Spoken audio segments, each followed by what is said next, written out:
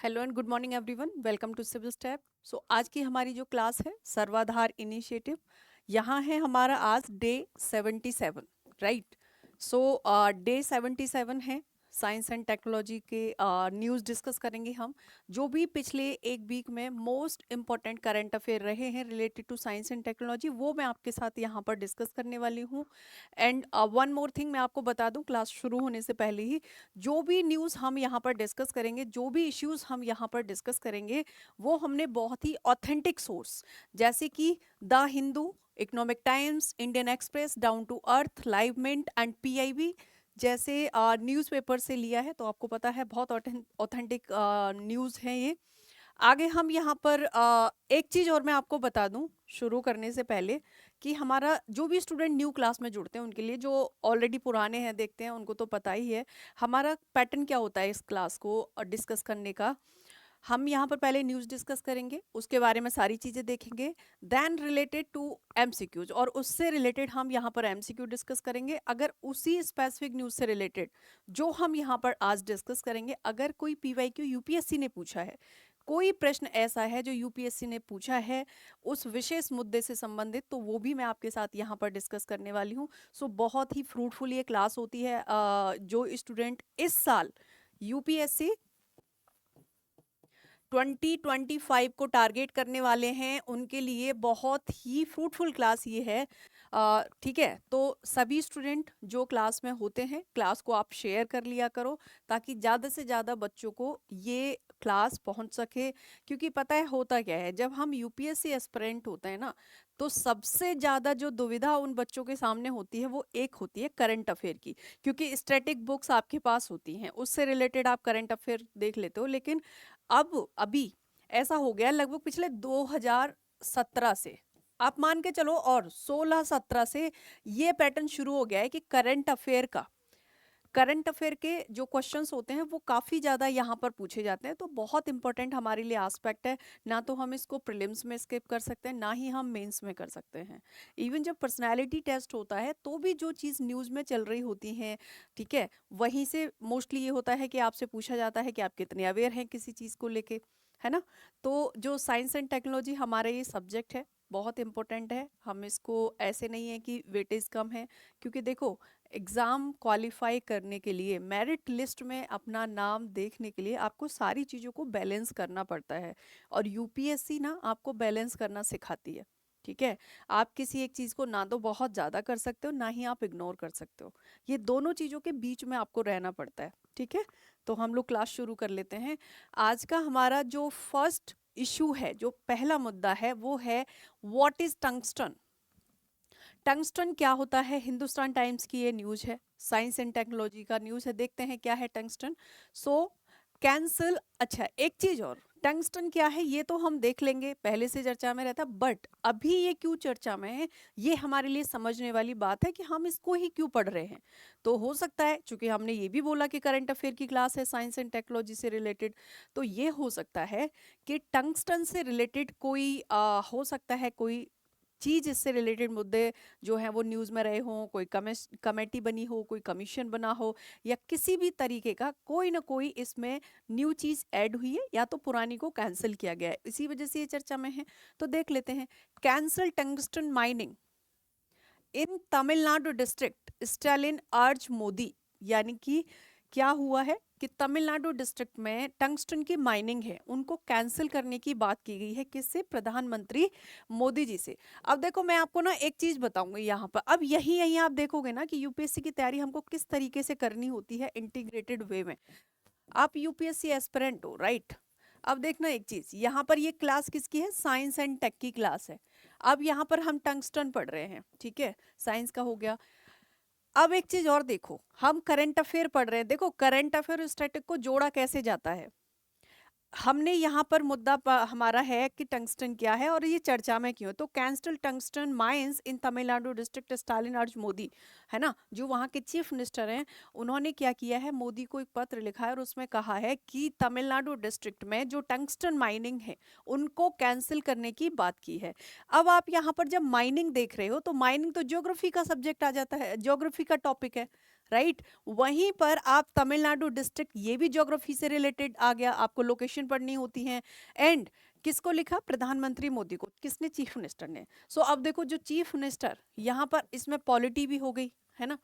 अगर आप ऐसे तैयारी करने लगे ना कि अब यहाँ पर क्या करना है, चीफ मिनिस्टर के बारे में पढ़ लो, पीएम के बारे में पढ़ लो, क्या करना है, इनकी अपॉइंटमेंट्स कैसे होती है, इलेक्शन कैसे होता है, अपॉइंटमेंट कैसे होता है, कार्यकाल क्या होता है, इनको हटाया किस तरीके से जाता है, कौन से आर्टिकल हैं जिनके अंतर्गत इनको, इनके पास पावर क्या है, विशेषाधिकार क्या है। ठीक है, तो पॉलिटी से रिलेटेड करंट अफेयर भी तैयार हो जाएगा, स्टैटिक पोर्शन भी तैयार हो जाएगा। जब आप माइनिंग पढ़ रहे हो, माइनिंग से रिलेटेड आप क्या पढ़ेंगे? कमीशन पढ़ लीजिए। माइनिंग, जब टंगस्टन माइनिंग की बात हो रही है तो और भी माइनिंग्स को उसके साथ आप जोड़ दो। ठीक है, रेगुलेट कैसे किए जाते हैं, एनवायरनमेंट के साथ भी आप जोड़ सकते हैं कि किस तरीके से ये पर्यावरण को क्षति पहुंचा रहे हैं। भाई, जो चीज पहले से अगर उसको कैंसिल करने की बात की जा रही, तो कोई ना कोई उसकी वजह से नुकसान हुआ होगा, इसीलिए की जा रही है ना। तो ये मेंस में भी आपकी आंसर राइटिंग में मदद करेगा। मेंस में भी जब आप आंसर राइटिंग करते हो तो किसी एक चीज के सारे डायमेंशंस को कवर किया जाता है वहां पे। ठीक है, और एक ही तरीके से टॉपिक बना के रख लो हेडिंग्स की, आपको सोशली, कल्चरली, फाइनेंशियली, ठीक है, एंड सारी चीजों को वहां पर कवर करना होता है कि इनके इनके प्रोज एंड कॉन्स क्या होते हैं। उसके बाद आपको निष्कर्ष लिखना होता है। यही पैटर्न होता है मेंस में क्वेश्चन लिखने का। आपको बस समझना होता है कि सवाल पूछ क्या रहा है, उससे रिलेटेड हेडिंग सेम चीज बनानी होती है। राइट, तो इस तरीके से आपको इंटीग्रेटेड करके यहाँ पे पढ़ना है। देख लेते हैं, तमिलनाडु चीफ मिनिस्टर एम के स्टालिन।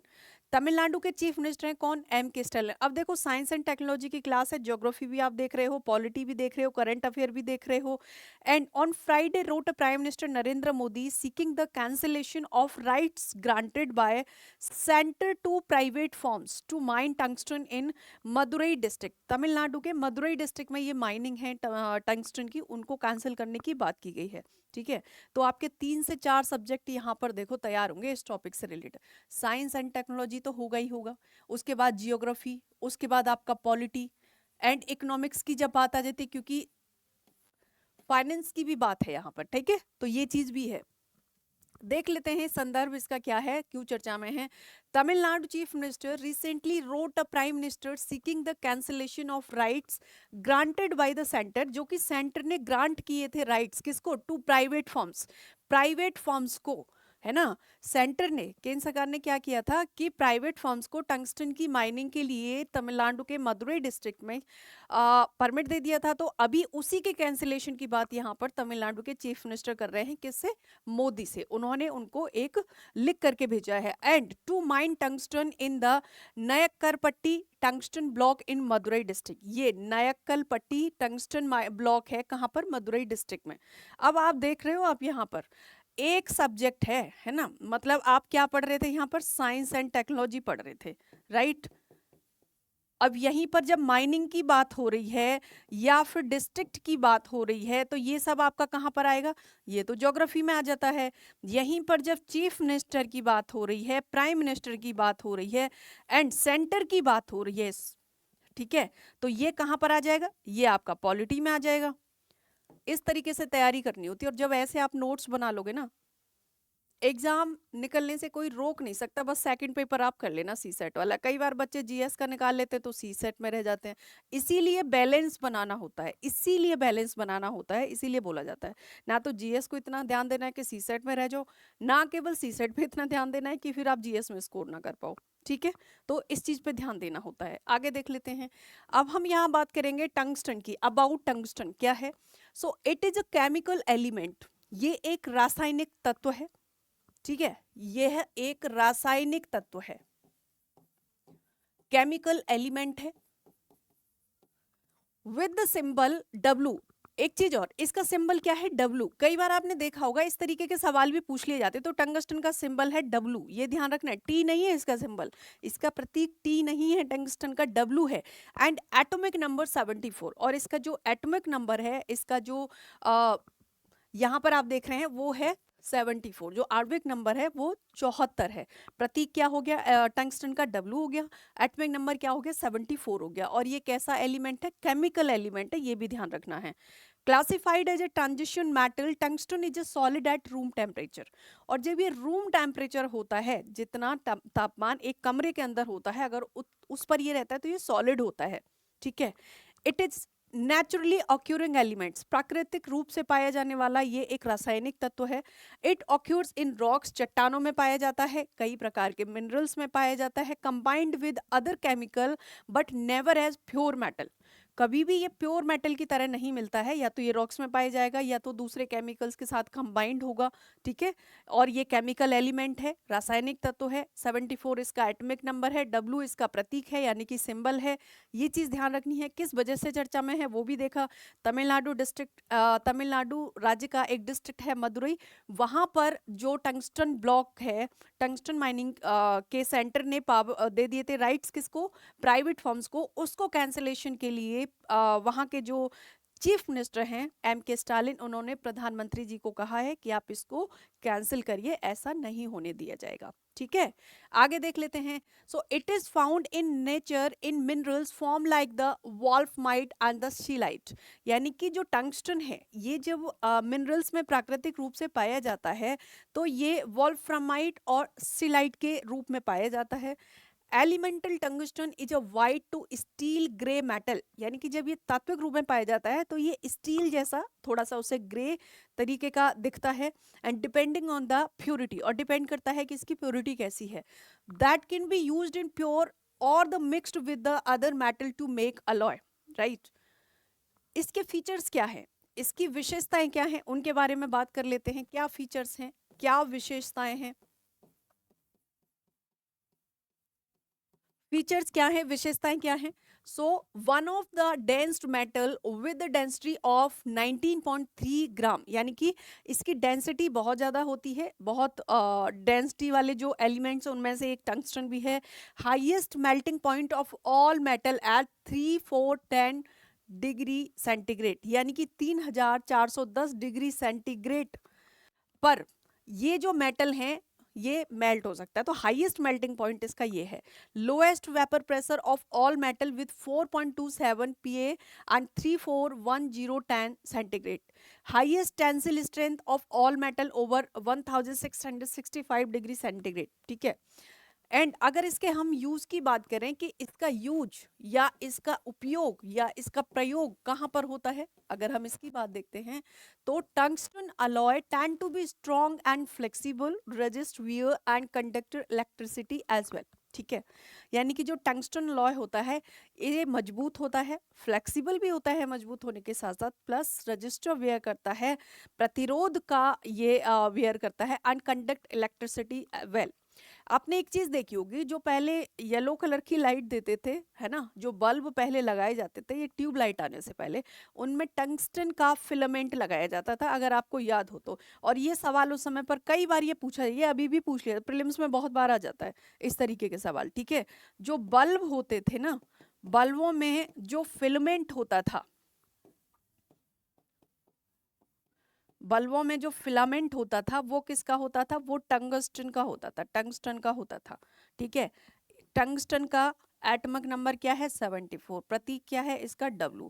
और ये कैसा एलिमेंट है, कैप, यानी कि रासायनिक तत्व है ये, ठीक है। ये भी ध्यान रखना है, रासायनिक तत्व है। ये तीन चार चीजें ध्यान रखनी है। हाईएस्ट मेल्टिंग पॉइंट है इसका, ठीक है। रूम टेम्परेचर पर ये सॉलिड होता है। अगर आप इसकी बात करते हैं रूम टेम्परेचर की, कमरे के तापमान पर, तो ये सॉलिड स्टेट में होता है अपनी, यानी कि उस समय पर ये ठोस होता है।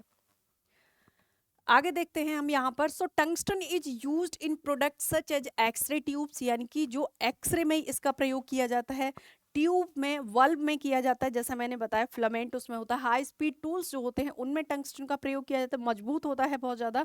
वेल्डिंग, इलेक्ट्रोड्स, टरबाइन ब्लेड्स में किया जाता है। गोल्फ क्लब्स में भी इसका प्रयोग किया जाता है। Darts and fishing weight and the gyroscope wheel, phonograph needles and bullets, armour penetrator, उसमें भी टंगस्टन का प्रयोग किया जाता है।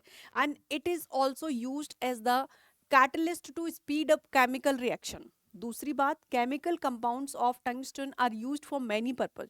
जो इसका केमिकल कंपाउंड होता है, जो इसका रासायनिक कंपोजिशन होती है, वो कई प्रकार के उद्देश्यों के लिए उसका प्रयोग किया जा सकता है।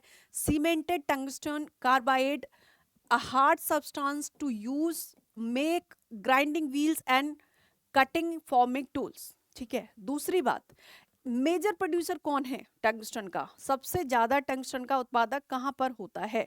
उत्पादन सबसे ज्यादा टंगस्टन का कहाँ पर होता है ना? वो अगर हम यहाँ पर देखें तो China dominates, China dominates global production, यानी कि चाइना क्या करता है? डोमिनेट करता है इसमें चाइना, ठीक है, चाइना डोमिनेट करता है, सबसे अधिक उत्पादन चाइना करता है, सबसे अधिक उत्पादन करता है चाइना, राइट। दूसरी चीज, Vietnam, Russia and North Korea. So आप देखेंगे फर्स्ट नंबर पर है यहाँ पर चाइना एंड सेकंड नंबर पर है यहाँ पर वियतनाम, राइट। थर्ड पर आता है रसिया एंड फोर्थ नंबर पर आता है आपका नॉर्थ कोरिया। यहाँ पर ये उत्पादन किया जाता है। It has been classified as a critical mineral by government of India, और भारत सरकार के द्वारा इसको क्रिटिकल मिनरल घोषित किया गया है। तो ये भी चीज ध्यान रखनी है, आ सकता है कभी भी, है ना, तो ये ध्यान रखना है। आगे देख लेते हैं, व्हाट आर क्रिटिकल मिनरल्स। अभी हमने देखा कि टंगस्टन को गवर्नमेंट ऑफ इंडिया ने एक क्रिटिकल मिनरल के रूप में घोषित किया है, आइडेंटिफाई किया है। तो क्या होते हैं क्रिटिकल मिनरल्स, किस श्रेणी में रखा जाता है उन मिनरल्स को जो क्रिटिकल श्रेणी में आते हैं, देख लेते हैं। So a mineral is a critical when a risk of supply, storage and associated impacts on the economy is relatively higher than other raw materials. See, ऐसे मिनरल्स जो कि अपने बहुत ज्यादा इस रिस्क पे होते हैं कि उनकी जो सप्लाई है ना, बहुत शॉर्टेज है, वो उसका सप्लाई हो नहीं सकती, और वो उतने ही ज्यादा इंपॉर्टेंट हैं जितने कि दूसरे कोई रॉ मटेरियल होते हैं, राइट। और इकोनॉमी में भी इसका बिल्कुल रिलेटिवली असर पड़ता है। तो ऐसे जो तत्व होते हैं, ऐसे जो मिनरल होते हैं, उनको आप क्रिटिकल मिनरल की श्रेणी में रखते हैं, क्योंकि उनकी सप्लाई, उनकी जो आपूर्ति होती है वो बहुत ज़्यादा उपलब्ध नहीं होती है। दूसरी चीज़, these minerals are essential for economic development, यानी कि आर्थिक विकास के लिए भी ये जो मिनरल होते हैं ये बहुत इंपॉर्टेंट होते हैं, ठीक है, आर्थिक विकास के लिए महत्वपूर्ण होते हैं। And national security and their lack of availability, the concentration of extraction process in a few geographical locations could potentially lead to supply chain vulnerability, right. हमारा यहाँ पर इसी से रिलेटेड एक सवाल है, क्या है देख लेते हैं। Consider the following statement about tungsten. So first statement क्या है, tungsten is a chemical elements with the symbol W and atomic number 74। बिल्कुल हमने यही पढ़ा था, तो बिल्कुल सही आंसर है हमारा। सेकंड क्या है, classified as the transition metal, tungsten is a solid at room temperature. Yes, हमने पढ़ा पीछे कि रूम टेम्परेचर पर ये सॉलिड होता है। And elemental tungsten is a white to steel gray metal depending on the purity that can be used in pure form or mixed with other metal to make alloy. सो जो third statement है वो भी बिल्कुल सही statement है।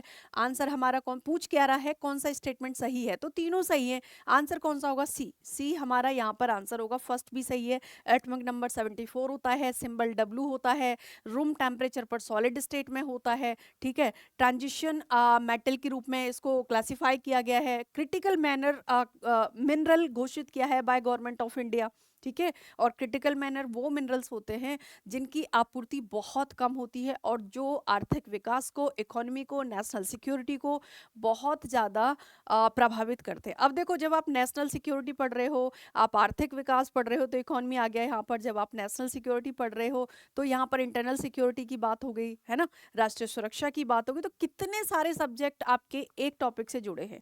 यही तरीका होता है यूपीएससी की तैयारी करने का।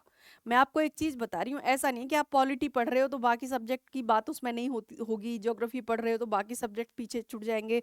आप अगर ध्यान से ऑब्जर्व करोगे ना तो सारी चीजें आपको मिलेंगी, और फिर जब करंट अफेयर करोगे फिर एक भी चीज ऐसी नहीं होगी जो आप इंटर रिलेट करके ना पढ़ पाओ। और ये मेन प्रोसेस होता है यूपीएससी की तैयारी का, कि आप एक सब्जेक्ट को बाकी के सब्जेक्ट के साथ भी जोड़ के पढ़ें, चाहे करंट अफेयर पढ़ रहे हैं, चाहे आप कोई स्टैटिक सब्जेक्ट पढ़ रहे हो, ठीक है। चलो आगे देख लेते हैं, आंसर सी है हमारा। हमारा जो दूसरा मुद्दा है वो है एक्सरसाइज अग्नि वॉरियर। क्या है अग्नि वॉरियर, देख लेते हैं। सो डिफेंस एंड सिक्योरिटी का ये टॉपिक है हमारा। ये जो न्यूज है ये पीआईबी की न्यूज है। पीआईबी की न्यूज है, मिनिस्ट्री ऑफ डिफेंस ने इसको पब्लिश किया है। Indian army and Singapore armed force conclude joint military exercise अग्नि वॉरियर 2024। देखो कई बार तो ये एक्सरसाइज ही पूछ ली जाती है एग्जाम में, तो अगर आपसे पूछ ली जाए कि अग्नि वॉरियर जो एक्सरसाइज है, अग्नि वॉरियर एक्सरसाइज किस किस के बीच में हुई है, तो ये इंडिया एंड प्लस सिंगापुर, ये ध्यान रखना है। और भी सवाल टफ बनाता है कैसे, तो ये आर्मी एक्सरसाइज है, ठीक है, ये भी ध्यान रखना है। सो थर्ड एडिशन हुआ है जॉइंट मिलिट्री अग्नि वॉरियर, ये जॉइंट मिलिट्री एक्सरसाइज है जिसका नाम है अग्नि वॉरियर। किस किस के बीच में हुई है, भारत और सिंगापुर। बायलैटरल एक्सरसाइज है between Indian army and Singapore armed force, भारतीय आर्मी और सिंगापुर आर्म्ड फोर्स के बीच में ये कंडक्ट की गई है, ये ध्यान रखना है। आगे देख लेते, और कहां पर हुई थी, ये महाराष्ट्र में हुई थी। ये भी कई बार ये भी पूछता है कहां पर हुई, तो ये हुई थी महाराष्ट्र में, राइट। कब हुई, 30 नवंबर 2024 को, ये न्यूज है। कॉन्टेक्स्ट क्या है देख लेते हैं। रिसेंटली 13th एडिशन हुआ है एक्सरसाइज अग्नि वॉरियर का, जिसको XAW 2024 बोला गया है, and concluded at a field firing range Diwali, कहां पर, महाराष्ट्र में, ऑन 30 नवंबर 2024 को। किस किस के बीच में हुई है, इंडियन आर्मी, ये इंडिया प्लस सिंगापुर की कैसी मिसाइल है, एक्सरसाइज है, ये जॉइंट मिलिट्री एक्सरसाइज है, जॉइंट मिलिट्री एक्सरसाइज, राइट। ये चीज ध्यान रखना है आपको। देख लेते हैं अग्नि वॉरियर एक्सरसाइज के बारे में क्या है। सो it is a joint military exercise between Indian army and Singapore armed forces. ध्यान रखना है, मैं फिर बोल रही हूँ, अगर आप लोगों ने PYQs किया है, जो भी स्टूडेंट रेगुलर क्लास को देखते हैं, तो आपको पता होगा इस तरीके के सवाल पूछे जाते हैं। अगर जो स्टूडेंट नए जुड़ रहे हैं क्लास में, तो प्लीज पहले आप लोग PYQs देखो। यूपीएससी ने जो प्रीलिम्स के क्वेश्चन पेपर्स कराए हैं यूपीएससी के द्वारा, उनको आप देखो, है ना। IAS का जो एग्जाम होता है प्री का, कि किस तरीके के सवाल पूछे जाते हैं, तो फिर ये जो क्लास होगी ना, आपको ये समझ में आना शुरू हो जाएगी, ठीक है।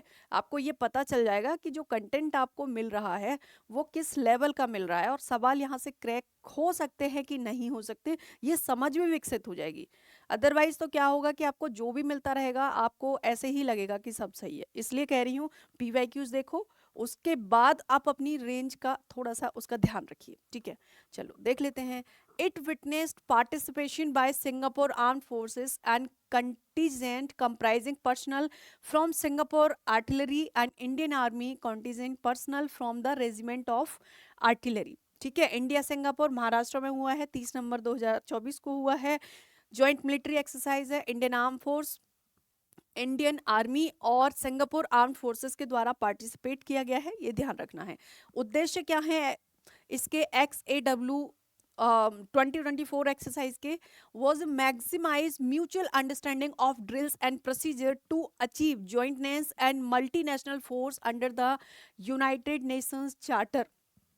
राइट, इसका उद्देश्य क्या है, maximize mutual understanding of drills and procedure for achieving jointness and multinational force under the UN charter. UN charter के अंतर्गत जो मल्टीनेशनल फोर्स है वो किस तरीके से अपने मॉक ड्रिल करेंगे, जॉइंट एक्सरसाइज करेंगे, उसकी जो म्यूचुअल अंडरस्टैंडिंग है उसको मैक्सिमाइज तक बढ़ाना है, ये इसका उद्देश्य था। इसीलिए जो बायलैटरल एक्सरसाइज किया जाता है दूसरे देशों के साथ मिलकर के, वो इसीलिए की जाती हैं।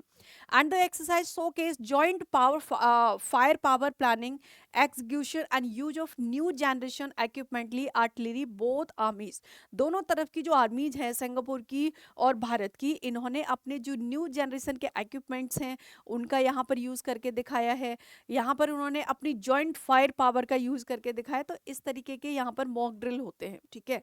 And the exercise involve extensive joint preparation coordination understanding of each others capability. एक दूसरे देश की जो आर्मी है उनकी क्षमताओं को समझना, उनके कोऑर्डिनेशन को समझना, उनकी तैयारी का जो स्तर है उसको समझना, and between the Indian and Singapore artillery procedure, ठीक है।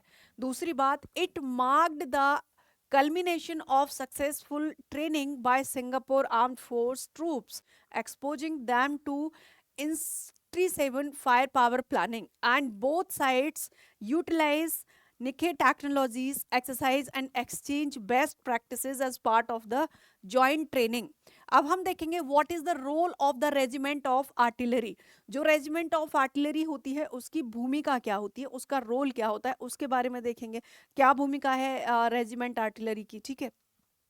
It is one among the three major combat arm of the Indian Army, along with the infantry and mechanized infantry and armored corps. Artillery which is second biggest arms. जो artillery है ये second biggest arm है. दूसरी बात, next to infantry and has to prove its decisive role in helping the nation win many battles post independence, besides playing a crucial role in counter insurgency operations in Jammu and Kashmir as also the northeast. ठीक है. अब इसी से related हमारा एक सवाल है. क्या सवाल है वो भी देख लेते हैं. Consider the following statement about exercise अग्नि वॉरियर. अग्नि वॉरियर एक्सरसाइज से रिलेटेड हमको यहाँ पर ये देखना है कि कौन से स्टेटमेंट सही हैं, राइट. क्या देखना है, कौन से स्टेटमेंट सही हैं. सो फर्स्ट स्टेटमेंट है it is a joint military exercise between the Indian army and Singapore arm force. तो बिल्कुल सही स्टेटमेंट है. दूसरा क्या है, the exercise showcased joint power fire power planning execution and use of new generation equipment by artillery both armies. दोनों सही statement हैं. आंसर है हमारा ए आंसर यहाँ पर सही है. अगला जो हमारा न्यूज है वो है WOH एंड G64 स्टार. क्या है ये WOH G64 स्टार क्या है. तो प्रीलिम्स का है, साइंस एंड टेक्नोलॉजी की न्यूज है. अगर स्टार की बात हो रही है तो ऑब्वियसली ये स्पेस की बात हो रही है. ठीक है, देखेंगे हम यहाँ पर. इंडियन एक्सप्रेस की ये न्यूज है, क्यों चर्चा में है. How scientist took first zoomed in image of a star outside our galaxy. यानी कि जो WOH G64 स्टार है ये हमारे गैलेक्सी से बाहर का एक स्टार है, जो कि साइंटिस्ट ने इसको जूम करके इसकी इमेज ली है, इस वजह से ये चर्चा में है. So the scientist have described their observations in the paper imaging and the innermost circumstellar environment of the red supergiant. ये एक चीज और, ये red supergiant WOH G64 in the large Magellanic cloud published by the journal astronomy and astrophysics last week. Astrophysics और journal astronomy ने ये last week इसको publish किया था. तो एक तो बात क्लियर हो गई कि ये तो आउटसाइड ऑफ आ गैलेक्सी है. दूसरी बात ये रेड जाइंट सुपरस्टार है. ठीक है, रेड सुपर जाइंट वो है, स्टार है ये. इस तरीके से ये दिखता है. देख लेते हैं चर्चा में क्यों है. Recently for the first time, पहली बार ऐसा हुआ है, scientist have succeeded in taking a zoomed in picture of the WOH G64 star. कैसा स्टार है ये, रेड सुपर जाइंट है ना, रेड सुपर जाइंट स्टार है ये. ठीक है, which is located in another Galaxy, यानी कि जो मंदाकिनी है उससे बाहर की गैलेक्सी में स्थित है. ये भी ध्यान रखना है. देख लेते हैं क्या है WOH G64 star. So it is a massive star that has been imaged with a remarkable sharpness by the European Southern Observatories very large telescope intermeter है ना, and it dwells in a large Magellanic cloud. क्या होते हैं Magellanic cloud, ये भी हम देखेंगे पीछे कि Magellanic cloud होते क्या है.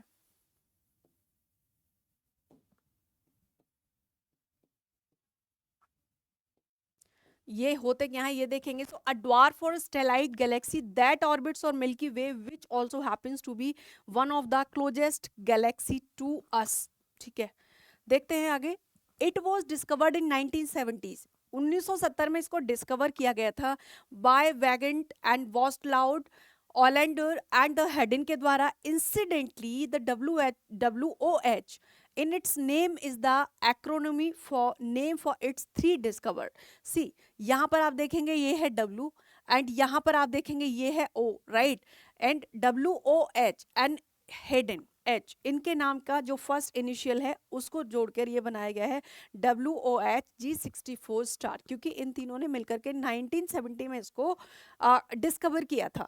And the star is believed to be around 1,60,000 light year away from earth. और ऐसा माना जाता है कि जो स्टार है, ये जो तारा है, बियॉन्ड अ गैलेक्सी उससे पृथ्वी से लगभग 1,60,000 प्रकाश वर्ष की दूरी पर है ना, तो बहुत डिस्टेंस है। It is classified as a red super giant. देखो, रेड सुपर जाइंट के रूप में इसको क्लासिफाई किया गया। तो कुछ चीजें आपको ध्यान रखनी है जब बात होती है WOH G64 स्टार की, ठीक है। जब इसकी बात हो रही है, सो आप यहाँ पर देखेंगे पहली बात क्या, ये इसको क्लासिफाई किया गया है रेड सुपर जाइंट स्टार के रूप में। दूसरी चीज क्या है, दूसरी ये बियॉन्ड आ गैलेक्सी है, मतलब जहां पर हमारी गैलेक्सी है उससे बियॉन्ड है। दूसरी बात क्या है, 1970 में इसको डिस्कवर किया गया था, डिस्कवर्ड इन 1970। और जो WOH है, जो साइंटिस्ट थे उनके फर्स्ट 3 इनिशियल हैं ये भी ध्यान रखना है, ठीक है। एंड विच इज रफली 2000 टाइम्स दैट ऑफ द सन। और ऐसा माना जाता है कि रफली ये लगभग जितना सन है उसका 2000 गुना ज्यादा बड़ा है। आगे देखते हैं, the new photo has revealed that WH G64 is entering the last stage of its life. और ऐसा माना गया है, जो इमेज मिली है उससे, कि जो WOH G64 स्टार है ये अपने लाइफ के बिल्कुल लास्ट स्टेज में एंटर कर गया है। In recent years the star has blown off its outer layer, outer layer को ये ब्लोन ऑफ कर रहा है, and it is now surrounded by the weather and arc of the gas and dust, ठीक है। अच्छा, एक चीज और, अभी हमने ये देखा था कि ये बियॉन्ड अ गैलेक्सी मेगेलेनिक क्लाउड्स में स्थित है। कौन सा, जो WH G64 जिसको कि रेड सुपर जायंट स्टार के रूप में क्लासिफाई किया गया है। तो हम यहाँ पर ये देखेंगे कि मैगेलेनिक क्लाउड्स क्या होते हैं। So these are irregular galaxies. ये जो मैगेलेनिक क्लाउड्स है ना, ये इरेगुलर गैलेक्सी हैं, यानी ये गैलेक्सी रेगुलर नहीं है, अनियमित हैं,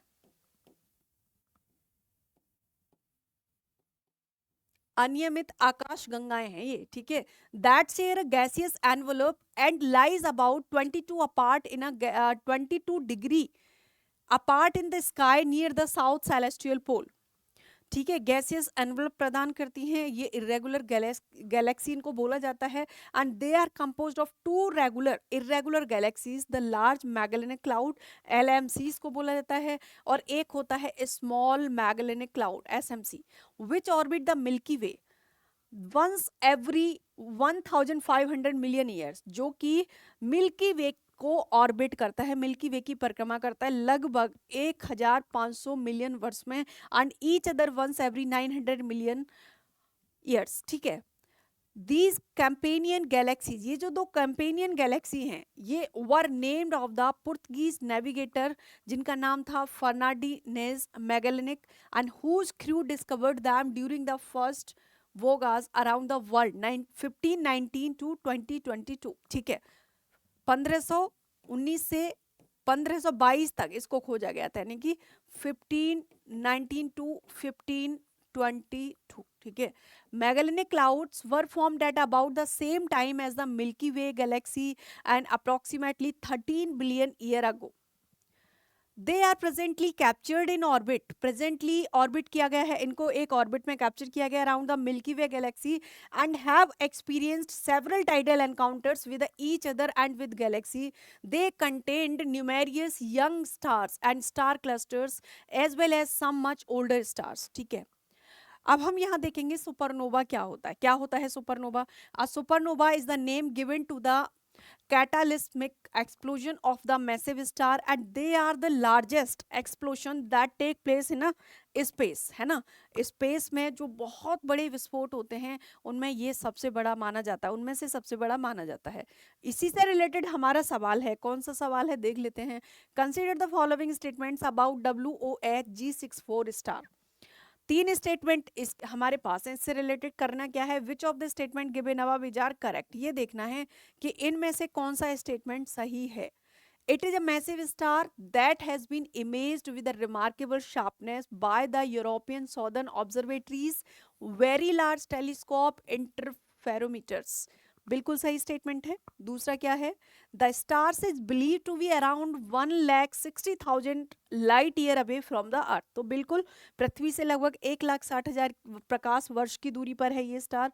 ये भी हमने देखा, दूसरी गैलेक्सी में है ये भी देखा, है ना। And it is classified as the red super giant owing to its size and which is roughly 2000 times that the sun। बिल्कुल सही स्टेटमेंट है, दो तीनों स्टेटमेंट हमारे सही हैं, तो आंसर होगा ए। ए हमारा आंसर होगा, फर्स्ट सेकंड एंड थर्ड, ये आंसर हमारा यहाँ पर है ए। ठीक है, चलो हमारे जो अगला सवाल है, नेक्स्ट न्यूज है, वो है एक्सरसाइज सिनबैक्स। तो आज हमने यहाँ पर दो एक्सरसाइज के बारे में देखा है। क्या है एक्सरसाइज सिनबैक्स? प्रीलिम्स डिफेंस टेक्नोलॉजी का ये न्यूज है आपका। अगेन पीआईबी की न्यूज है। पीआईबी की फुल फॉर्म आपको पता है, प्रेस इंफॉर्मेशन ब्यूरो। ठीक है, प्रेस इंफॉर्मेशन ब्यूरो होता है। क्या है, India and Cambodia commence inaugural joint table top exercise CINBAX in Pune. यानी कि इंडिया ने और कंबोडिया ने, तो सिनबैक्स एक्सरसाइज जो है वो भारत और कंबोडिया की एक जॉइंट एक्सरसाइज है। इंडिया प्लस कंबोडिया की एक्सरसाइज है ये ध्यान रखना है। इंडिया एंड कंबोडिया, ठीक है, इंडिया एंड कंबोडिया की एक्सरसाइज है ये सिनबैक्स। फर्स्ट एडिशन है इसका, जॉइंट टेबल टॉप एक्सरसाइज है CINBAX between Indian army and Cambodian army. भारतीय आर्मी और कंबोडियन आर्मी के बीच हुआ है। Commenced at foreign trade notes Pune. कहाँ पर?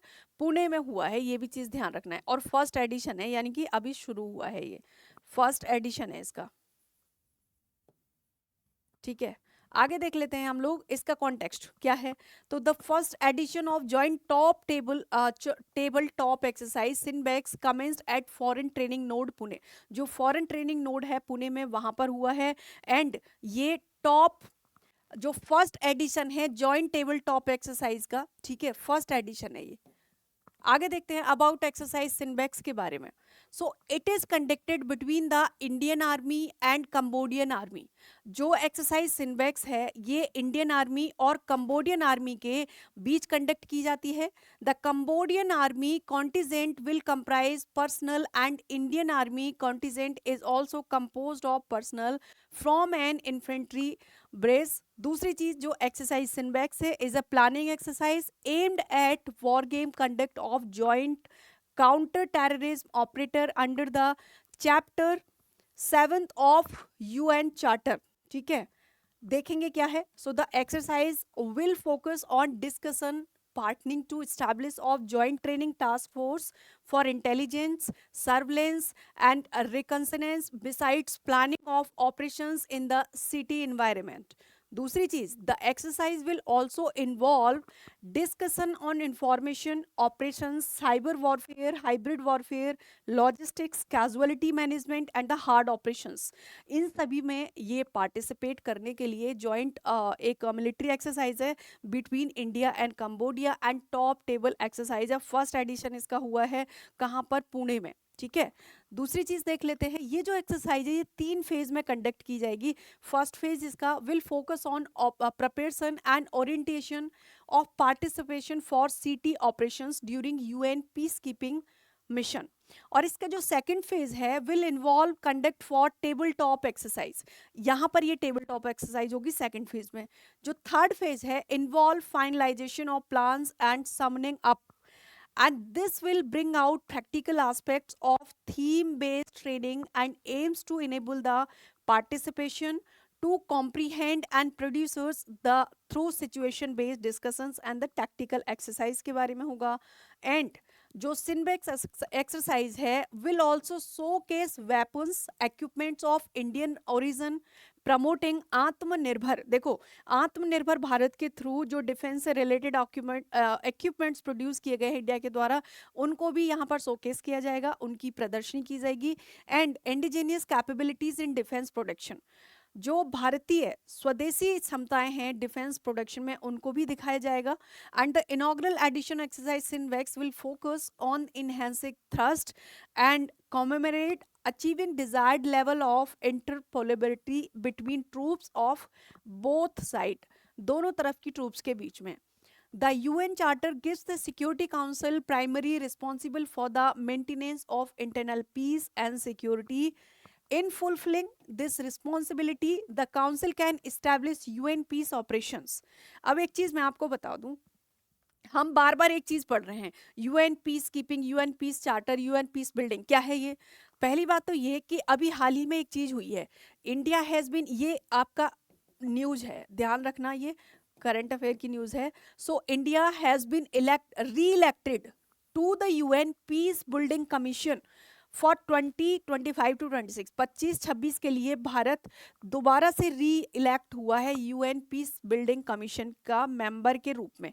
तो ध्यान रखनी है ये चीज। इसी तरीके के स्टेटमेंट आपके प्रीलिम्स में पूछे जाते हैं। ये देखो, ये पॉलिटी से रिलेटेड क्वेश्चन में भी आ सकता है, ठीक है। क्या है यूएन पीस बिल्डिंग कमीशन, ये भी देख लेते हैं। तो it was established on 20 December 2005 by resolution of United Nations General Assembly, यानी कि UNGA and UNSC, UN United Nations Security Council. आपने हमेशा सुना होगा कि यूएनजीए की मीटिंग चल रही है ना। यूएनएससी का सदस्य बनने के लिए अभी भारत के बहुत चर्चाएं हो रही थी, ठीक है। तो देखो ये सारी चीजें हम पढ़ साइंस टेक रहे हैं, लेकिन पॉलिटी की चीजें हैं। And it is an inter governmental advisory body है। कैसी? इंटर गवर्नमेंटल, अंतर सरकारी, ये एक एडवाइजरी बॉडी है, सलाहकारी बॉडी है, दैट सपोर्ट्स पीस एफर्ट्स, जो कि शांति बनाए रखने के लिए प्रयास करती है इन कॉन्फ्लिक्ट अफेक्टेड कंट्रीज। जो देश ऐसे हैं जहां पर कई बार बहुत ज़्यादा डिस्ट्रेस रहता है ना, शांति नहीं होती है या युद्ध वगैरह चलता रहता है, affect countries, and is a key addition to capacity of the international community in broad peace agenda according to its website. जो पीस बिल्डिंग एक्सेस कमीशन है इज कंपोज्ड ऑफ 31 मेंबर्स, इसके 31 देश सदस्य हैं, elected from the general assembly, UNGA इसको elect करता है, and security council दोनों, and economic and social council. आपको पता है ये यूएन के स्पेशल एजेंसीज हैं। आप जब यूनाइटेड नेशंस पढ़ते हो क्या है, फिर उसकी एजेंसी पढ़ते हो, फिर उसकी विशेष एजेंसी, स्पेशल एजेंसी पढ़ते हो। आपके लिए एक होमवर्क है, आप जो भी स्टूडेंट इस क्लास को देखेंगे, आपके लिए होमवर्क है कि यूएन की जो विशेष या स्पेशल एजेंसी हैं उनके नाम मुझे कमेंट सेक्शन में बताइएगा, ठीक है। बताइएगा कमेंट सेक्शन में, ये होमवर्क है आपके लिए स्पेशल एजेंसीज के बारे में। Top financial contributing countries and the top troop contributing countries to the United Nations system are also members and the commission is mandate, ठीक है। And Commission also focus on promoting an integrated strategy and coherent approach to peace building. India is among the largest contributor of uniformed personnel to UN peacekeeping. UN क्या है? So UN United Nations is intergovernmental organization है। हमने देखा that was established with the purpose of promoting international cooperations and maintain peace and security among its member state. इसी से related हमारा सवाल है यहाँ पर, क्या है देख लेते हैं। Consider the following statement about exercise CINBAX, जो हुई है इंडिया और कंबोडिया के बीच में, पुणे में हुई है, फर्स्ट एडिशन है, ध्यान रखना है ये चीज। So it is conducted between Indian army and Cambodian army, बिल्कुल सही बात है। Exercise CINBAX is a planning exercise aimed at war game conducted of joint counter terrorism operations under chapter 7 of United Nations charter. दोनों statement सही हैं, answer हमारा होगा ए। Answer हमारा यहाँ पर ए सही है, राइट। सो आज की हमारी जो क्लास है उसको हम यहीं पर बाइंड अप करते हैं। हम लोग मिलेंगे नेक्स्ट वीक अपनी नेक्स्ट क्लास में। आपको मैं एक चीज़ बता रही हूँ जाते जाते कि PYQ ज़रूर सॉल्व करो, और उसके बाद जो यहाँ पर आपको क्लास मिलती है इसको बिल्कुल सीक्वेंस में एकदम टाइमली आप देखो, ताकि आपको ना समझ हो। जब आप यूपीएससी के लिए टाइम दे रहे हो तो उसको इस तरीके से मत दो, उसको प्रॉपर स्ट्रेटेजी बना के आप करो, ठीक है। So thank you so much.